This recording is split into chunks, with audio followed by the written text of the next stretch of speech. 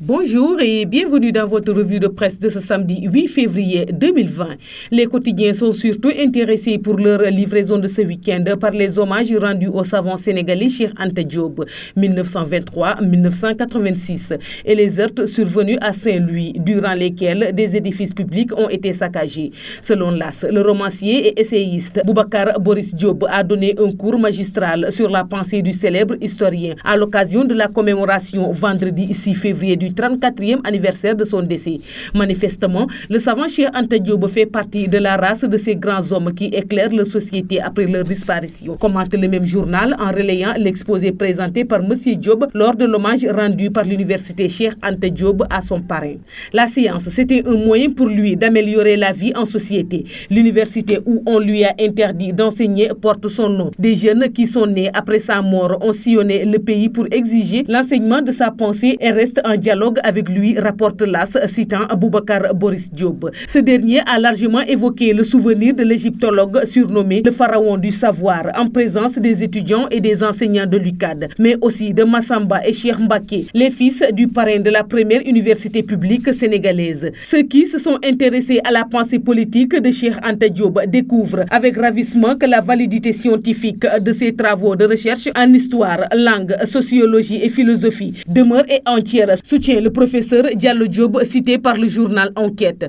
La pensée de Cheikh Anta Diop émancipe, libère les esprits et déverrouille l'esprit créateur chez les Africains, ajoute M. Diop, médecin biologiste, leader politique et disciple du défunt historien dont le savoir n'est pas enseigné au Sénégal à cause, dit-il, de l'université française qui y voit une portée subversive. La Tribune publie un portrait inédit de Cheikh Anta Diop. Un texte qualifie de tel car il présente les facettes les moins connues de la personnalité du pharaon mouride. L'historien et fervent militant de la fondation d'un État fédéral africain avait une maîtrise du Coran, a été éduqué dans la cour de Serigne Touba en 1853 jusqu'en 1927, le fondateur de la confrérie musulmane des Mourides selon la Tribune. Grand musulman, Cheikh Anta Diop ne ratait aucune prière et salmodiait à chaque occasion les versets sacrés du Coran, écrit le même journal, qui relaye ce témoignage de Massamba, l'un des fils du défunt savant. Les gens ont dit beaucoup de mensonges sur lui. Il ne pouvait être qu'un bon musulman, travaillant du lundi au dimanche.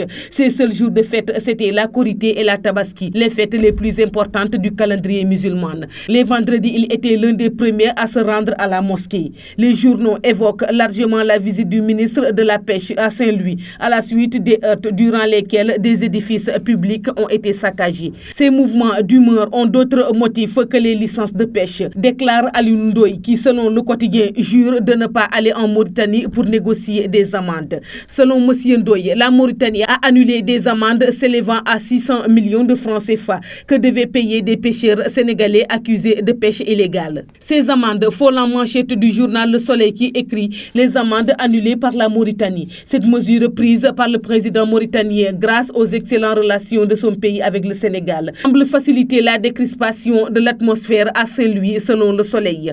Dans cette ville, des pêcheurs ont saccagé les locaux de la Société nationale d'électricité, du Centre de documentation et des archives de l'Organisation pour la mise en valeur du fleuve Sénégal, 4 pays membres et de l'hôpital régional, en plus d'avoir mis le feu à des véhicules et à d'autres biens appartenant à autrui, selon le même journal. Walf Quotidien, de sa part, relaie la réaction du médiateur de la République, Alioune Badara Cissé, qui dénonce l'indifférence des autorités locales après le saccage des archives de l'OMVS. Malgré les alertes réitérées de l'OMVS, il n'y a aucune présence des autorités administratives pour constater des dégâts causés par les violentes manifestations du Guet Ndar, un quartier saint-louisien et ses alentours. Telle est l'indignation du médiateur de la République. Maître Alioune Badara Cissé, venu hier constater les dégâts causés par la révolte des pêcheurs, écrit Walf Quotidien.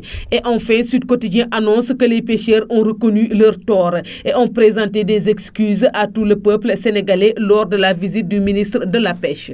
C'est tout pour la revue de presse parvenue à la rédaction du groupe Média du Sud. Merci de nous avoir écoutés. Quant à moi, je vous souhaite un excellent week-end et vous donne rendez-vous lundi. Au revoir.